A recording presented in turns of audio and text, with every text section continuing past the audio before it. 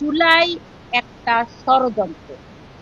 জুলাই ষড়যন্ত্র করেছে এই জামাতেরা অনেকদিন আগে থেকে। শেখ হাসিনার পতন তো এই রাজাকার গুলোর নিজস্ব সংগঠনের মাধ্যমে আসতে পারছিল না, কারণ জামাত শিবির তো নিষিদ্ধ সংগঠন ছিল, নিষিদ্ধ সংগঠন তো কোনো প্রোগ্রাম করতে পারছিল না, তখন তারা বিভিন্ন ভাগে ভাগ হয়ে গেছে। এদের একটা ভাগের নাম এবি পার্টি, আরেকটা ভাগ করে তারা কতগুলা ছেলেকে আস্তে আস্তে ট্রেন আপ করেছে। এই ছেলেগুলাই হচ্ছে নাসির উদ্দিন, নাহিদ, হ্যাঁ, সার্জিসকে তারা নিয়েছে ছাত্রলীগ থেকে।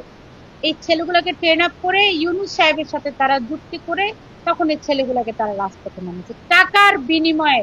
এরা জুলাই আন্দোলন করে লাফালাফি করেছে রাস্তায়। কই জুলাই আন্দোলনে যারা হাত গেল, পা গেল, মুখ সেলাই করে এতটুকু হয়ে গেল একটা ছেলে, কই তাদেরকে তো কোনো ক্ষমতায় বসানো হয়নি।